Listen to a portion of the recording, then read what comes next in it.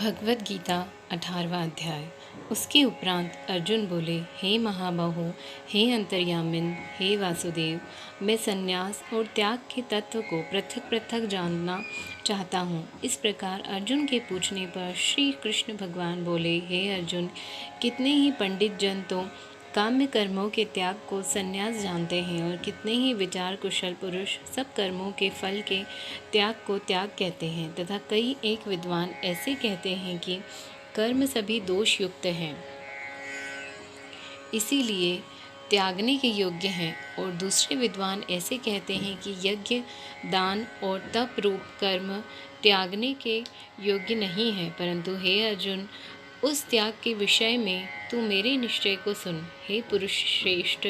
वह त्याग सात्विक, राजस और तामस ऐसे तीनों प्रकार का ही कहा गया है, तथा यज्ञ, दान और तप रूप कर्म योग्य नहीं है, किंतु वह निसंदेह करना कर्तव्य है, क्योंकि यज्ञ, दान और तप यह तीनों ही बुद्धिमान पुरुषों को पवित्र करने वाले हैं। इसीलिए हे पार्थ, यह यज्ञ, दान और तप रूप कर्म तथा और पुरुष और संपूर्ण श्रेष्ठ कर्म आसक्ति और फलों को त्याग कर अवश्य करना चाहिए, ऐसा मेरा निश्चय किया हुआ उत्तम मत है। और हे अर्जुन, नियत कर्म का त्याग करना योग्य नहीं है, इसीलिए मोह से उसका त्याग करना तामस त्याग कहा गया है। यदि कोई मनुष्य जो कर्म है वह सब ही दुख है ऐसे समझकर शारीरिक क्लेश के भय से कर्मों का त्याग कर दे, और वह पुरुष उस राजस त्याग को करके भी त्याग के फल को प्राप्त नहीं होता है, अर्थात उसका वह त्याग करना व्यर्थ ही होता है। हे अर्जुन, करना कर्तव्य है ऐसे समझकर ही जो शास्त्र विधि से नियत किया हुआ कर्तव्य कर्म आसक्ति को और फल को त्याग कर किया जाता है, वह ही सात्विक त्याग माना जाता है। अर्थात कर्तव्य कर्म को स्वरूप से न त्याग कर उनमें से आसक्ति और फल का त्यागना है, वही सात्विक माना जाता है। हे अर्जुन, जो पुरुष अकल्याणकारक कर्म से तो द्वेष नहीं करता है और कल्याणकारक कर्म में आसक्त नहीं होता है, वह शुद्ध सत्व गुण से युक्त हुआ पुरुष संशय रहित, ज्ञानवान और त्यागी है, क्योंकि देहधारी पुरुष के द्वारा संपूर्णता से कर्म त्याग के जाने को शक्य नहीं है। इससे जो पुरुष कर्म के फल का त्यागी है वही त्यागी है, ऐसा कहा जाता है। सकामी पुरुषों के कर्म का ही अच्छा, बुरा और मिला हुआ ऐसे 3 प्रकार का फल मरने के पश्चात भी होता है, और त्यागी पुरुषों के कर्मों का फल किसी काल में भी नहीं होता है, क्योंकि उनके द्वारा होने वाले कर्म वास्तव में कर्म नहीं होते हैं। हे महाबाहो, संपूर्ण कर्मों की सिद्धि के लिए अर्थात संपूर्ण कर्मों के सिद्ध होने में यह 5 हेतु सांख्य सिद्धांत में कहे गए हैं, उनको तू मेरे से भली प्रकार जान। हे अर्जुन, इस विषय में आधार और कर्ता तथा न्यारीकरण और नाना प्रकार की न्यारी चेष्टा एवं वैसे ही 5वां हेतु देव कहा गया है, क्योंकि मनुष्य मन, वाणी और शरीर से शास्त्र के अनुसार अथवा विपरीत भी जो कुछ कर्म आरंभ करता है उसके यह 5 ही कारण है। परंतु ऐसा होने पर भी जो पुरुष अशुद्ध बुद्धि होने के कारण उस विषय में केवल शुद्ध स्वरूप आत्मा को करता देखता है, वह मलिन बुद्धि वाला अज्ञानी यथार्थ नहीं देखता है। हे अर्जुन, जिस पुरुष के अंतःकरण में मैं करता हूँ अर्थात भाव नहीं है, तथा जिसकी बुद्धि सांसारिक पदार्थों में और संपूर्ण कर्मों में लिपायमान नहीं होती, वह पुरुष इन सब लोगों को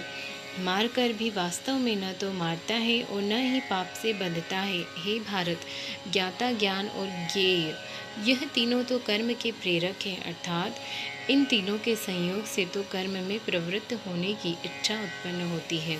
और कर्ता, करण और क्रिया यह तीनों कर्म के संग्रह हैं, अर्थात इन तीनों के संयोग से कर्म बनता है। उन सब में ज्ञान और कर्म तथा कर्ता भी गुणों के भेद से सांख्य शास्त्र में 3 प्रकार से कहे गए हैं, उनको भी तू मेरे से भली प्रकार सुन। हे अर्जुन, जिस ज्ञान से मनुष्य पृथक पृथक सब भूतों में एक अविनाशी परमात्मा भाव को विभाग रहित समभाव से स्थित देखता है, उस ज्ञान को तू सात्विक ज्ञान, और जो ज्ञान अर्थात जिस ज्ञान के द्वारा मनुष्य संपूर्ण भूतों में भिन्न भिन्न प्रकार के अनेक भावों को न्यारा न्यारा करके जानता है, उस ज्ञान को तू राजस जान। और जो ज्ञान एक कार्य रूप शरीर में ही संपूर्णता से सदृश आसक्त है, अर्थात जिस विपरीत ज्ञान के द्वारा मनुष्य एक क्षण भंगुर नाशवान शरीर को ही आत्मा मानकर उसमें सर्वस्व की भांति आसक्त रहता है, तथा जो बिना युक्ति वाला तत्व अर्थात से रहित और तुच्छ है, वह ज्ञान तामस कहा गया है। हे अर्जुन, जो कर्म शास्त्र विधि से नियत किया हुआ और कर्तापन के अभिमान से रहित, फल को न चाहने वाले पुरुषों द्वारा बिना राग द्वेष से किया हुआ है, वह कर्म सात्विक कहा जाता है। और जो कर्म बहुत परिश्रम से युक्त तथा फल को चाहने वाले और अहंकार युक्त पुरुष द्वारा किया हुआ, वह कर्म राजस कहा गया है। तथा जो कर्म परिणाम, हानि, हिंसा और सामर्थ्य को न विचार कर केवल अज्ञान से आरंभ किया जाता है, वह कर्म तामस कहा जाता है। हे अर्जुन, जो कर्ता आसक्ति से रहित और अहंकार से वचन न बोलने वाला, धैर्य और उत्साह से युक्त, कार्य के सिद्ध होने और न होने में हर्ष, शोक आदि विकारों से रहित है, वह कर्ता तो सात्विक कहा जाता है। जो आसक्ति से युक्त, कर्मों के फल को चाहने वाला और लोभी है, तथा दूसरों को कष्ट देने के स्वभाव वाला, अशुद्धाचारी और हर्ष शोक से लिपायमान है, वह कर्ता राजस कहा गया है। जो विक्षेप युक्त चित्त वाला, शिक्षा से रहित, घमंडी, धूर्त और दूसरों की आजीविका का नाशक एवं लोभ करने के स्वभाव वाला, आलसी और दीर्घसूत्री है, वह कर्ता तामस कहा जाता है। हे अर्जुन, तू बुद्धि का और धारण शक्ति का भी गुणों के कारण 3 प्रकार का भेद संपूर्णता से विभाग पूर्वक मेरे से ही कहा हुआ सुन। हे पार्थ, प्रवृत्ति मार्ग और निवृत्ति मार्ग को तथा कर्तव्य और अकर्तव्य को एवं भय और अभय को तथा बंधन और मोक्ष को जो जिस बुद्धि तत्व से जानती है, वह बुद्धि तो सात्विकी है। हे पार्थ, जिस बुद्धि के द्वारा मनुष्य धर्म और अधर्म को तथा कर्तव्य और अकर्तव्य को यथार्थ नहीं जानता है, वह बुद्धि राजसी है। और हे अर्जुन, जो तमोगुण से आवृत्ति हुई बुद्धि अधर्म को धर्म ऐसा मानती है तथा और भी संपूर्ण अर्थों को विपरीत ही मानती है, वह बुद्धि तामसी है।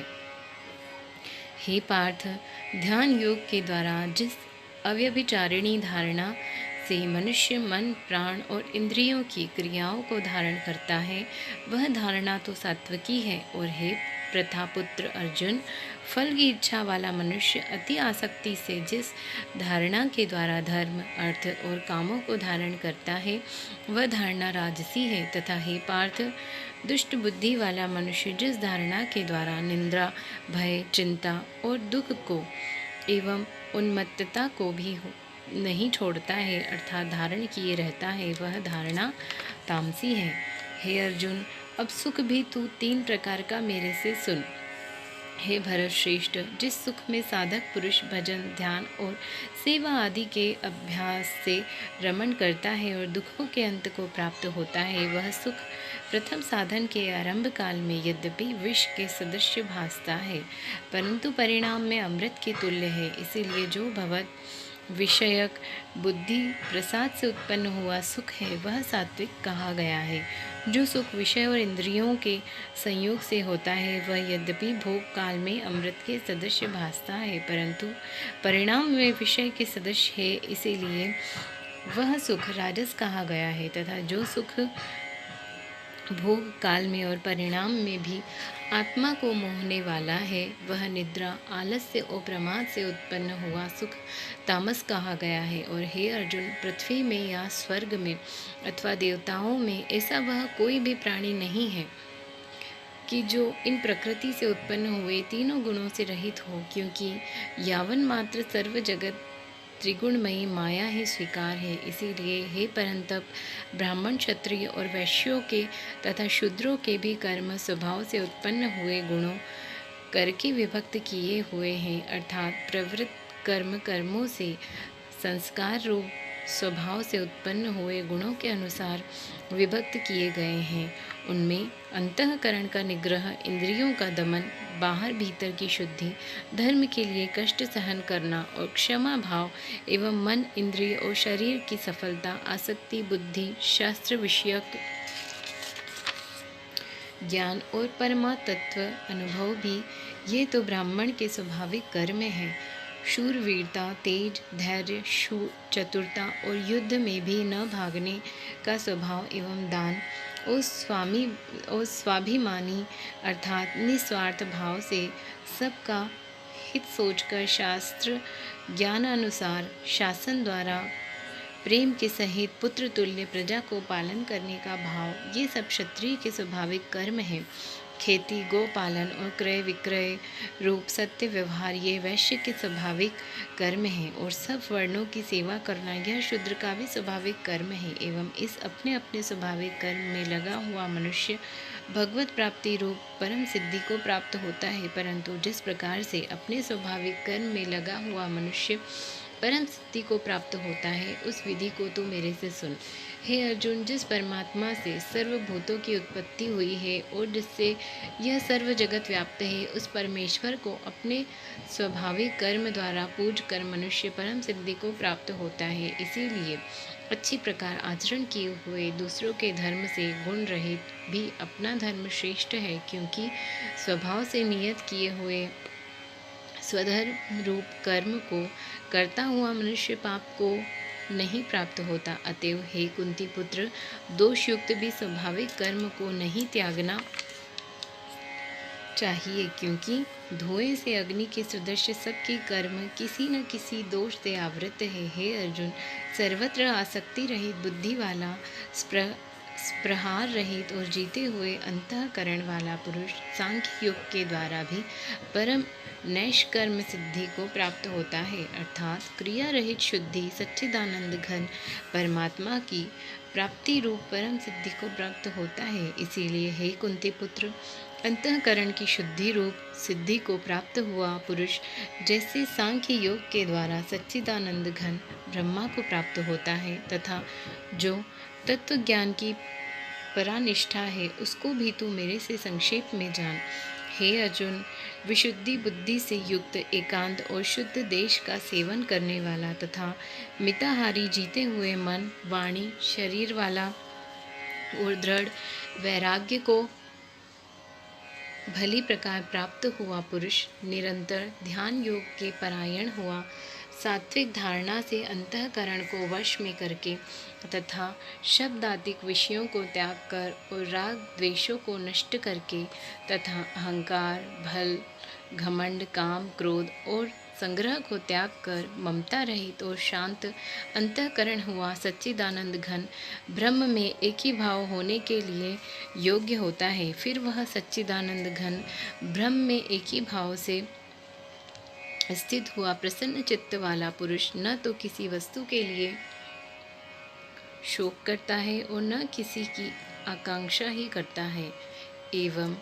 सब भूतों में संभाव हुआ मेरी पराभक्ति को प्राप्त होता है। उस पराभक्ति के द्वारा मेरे को तत्व से भली प्रकार जानता है कि मैं जो और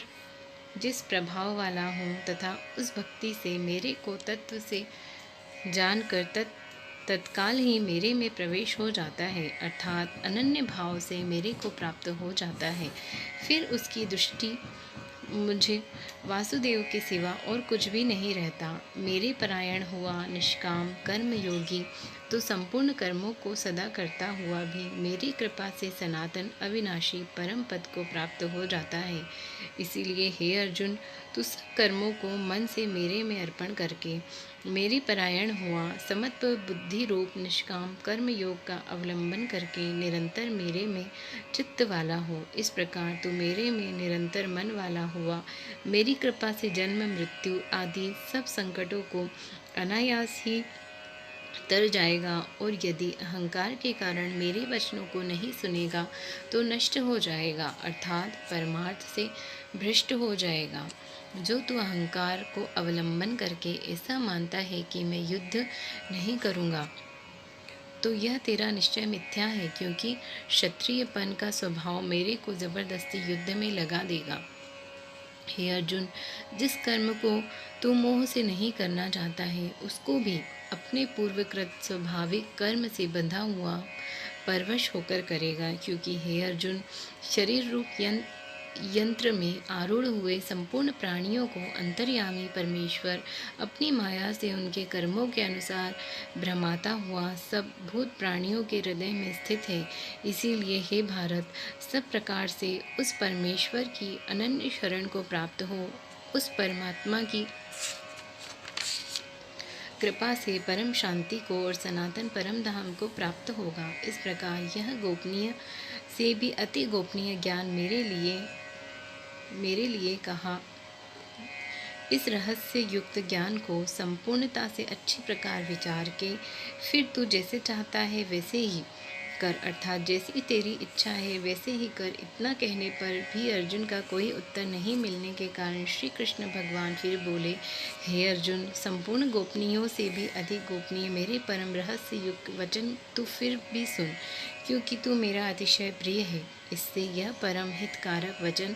मैं तेरे लिए कहूँगा। हे अर्जुन, तू केवल मुझ सच्चिदानंद घन वासुदेव परमात्मा में ही अनन्य प्रेम से नित्य निरंतर अचल मन वाला हो और मुझ परमेश्वर को ही अतिशय श्रद्धा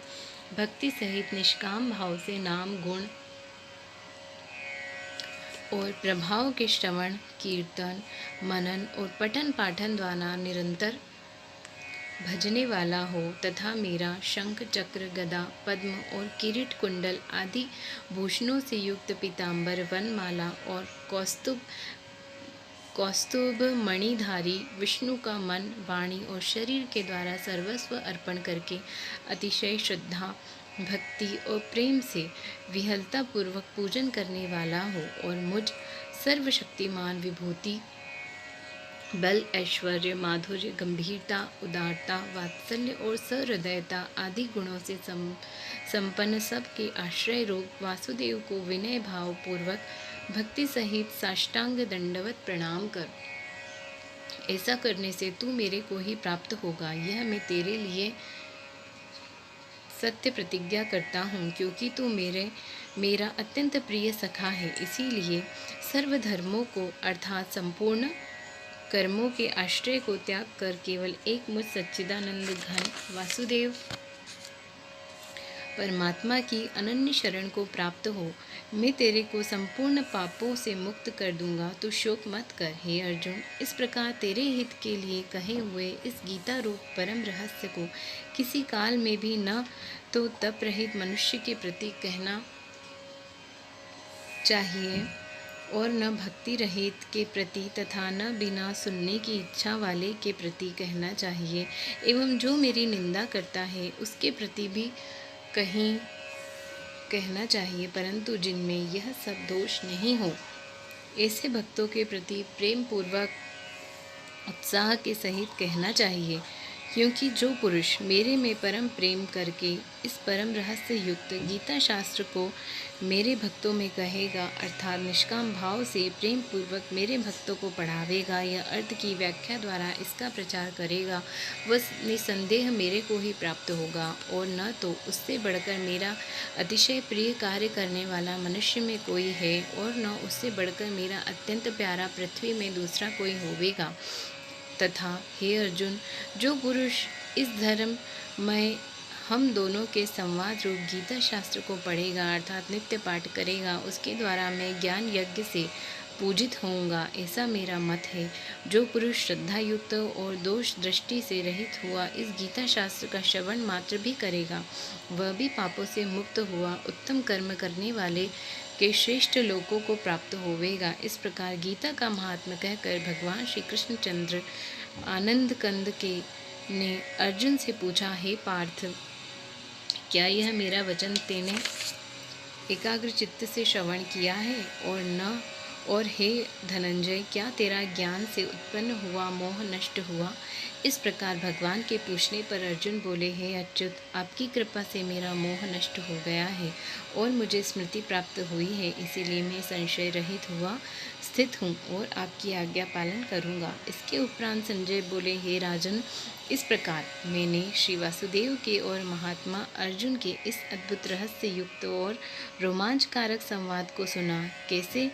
कि श्री व्यास जी की कृपा से दिव्य दृष्टि द्वारा मैंने इस परम रहस्य युक्त गोपनीय योग को साक्षात करते हुए स्वयं योगेश्वर श्री कृष्ण भगवान से सुना है। इसीलिए हे राजन, श्री कृष्ण भगवान और अर्जुन के इस रहस्य युक्त कल्याणकारक और अद्भुत संवाद को पुनः पुनः स्मरण करके मैं बारंबार हर्षित होता हूँ तथा हे राजन,